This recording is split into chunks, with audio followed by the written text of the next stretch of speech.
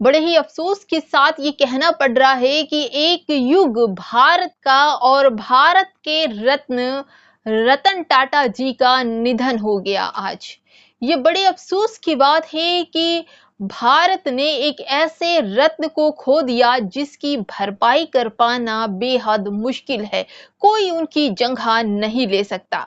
दोस्तों, रतन टाटा जी ने आजादी के बाद से भारत में जिस तरह से भारत को आगे बढ़ाने के लिए इंडस्ट्रियल मदद दी थी, जो उन्होंने पैसे भारत को दिए थे लोगों को बढ़ाने के लिए, उनके काम काज करने के लिए, उनके इस सराहनीय कदम की भरपाई कोई नहीं कर सकता।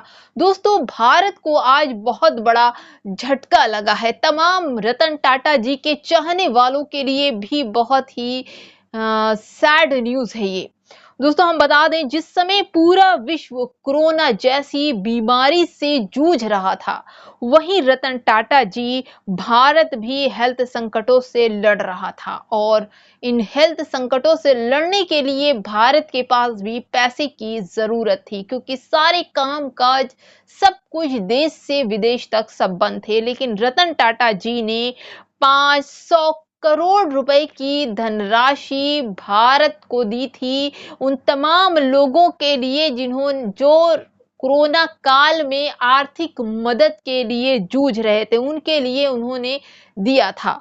और हम आपको ये भी बता दें कि रतन टाटा जी हमेशा से दानवीरों में थे, यानी सबसे बड़े दानवीर की कैटेगरी में थे। वो चाहते तो अंबानी की तरह, अडानी की तरह बड़े अमीर कैटेगरी में जा सकते थे और थे भी, लेकिन कभी भी उन्होंने इन पैसों को अपने पास सेफ नहीं रखा। हमेशा कुछ ऐसे कार्य करते रहे, फैक्ट्रियां लगाते रहे जहां पर लाखों मजदूर काम कर सके, उन्हें काम मिल सके और देश की तरक्की में उनका साथ मिल सके। दोस्त, कभी भी उन्होंने अपने आप को अमीर नहीं समझा, हमेशा दान देते रहे और सबसे बड़े दानवीर कहलाए। हम आपको बता दें कि रतन टाटा जी ने भारत के लिए क्या क्या किया, क्यों हमें आज उनकी कमी महसूस हो रही है, क्योंकि भारत ने एक ऐसे रत्न को खो दिया है जो भारत की उपाधि को सहारा देने वाले थे, जिन्होंने भारत की आजादी के बाद से 1947 के बाद से भारत को आगे बढ़ाने के लिए जो पैसे खर्च किए। रतन टाटा जी ने देश की आजादी के लिए कई तरह से योगदान दिया। दोस्तों, हम आपको बता दें, उन्होंने दक्षिण अमेरिका में नस्लवाद के खिलाफ महात्मा गांधी के संघर्ष को समर्थन दिया था। उन्होंने गोपाल कृष्ण गोखले की सर्वेंट ऑफ इंडिया सोसाइटी को 10 साल के लिए सालाना 10,000 रुपए का योगदान दिया था। दोस्तों, उस समय 10,000 रुपए बहुत कीमत रखते थे। उन्होंने प्राकृतिक आपदाओं के समय उदार पर दान हमेशा दिया है। उन्होंने स्कूलों और अस्पतालों के निर्माण में सहयोग दिया है। देश में इतना काम किया। उन्होंने पाटलिपुत्र के पुरातात्विक खुदाई के लिए $75,000 दिए थे। दोस्तों, देश की सभ्यता को बचाने में भी रतन टाटा का कितना हाथ रहा है। उन्होंने बहुत कुछ देश के लिए किया। उन्होंने भारत में पहली बार ओलंपिक टीम को भेजने में भी मदद की थी। देखिए दोस्तों, रतन टाटा जी देश से विदेश में ओलंपिक के लिए भी अपने देश के लोगों को भेजने में भी उन्होंने पैसे खर्च किए थे।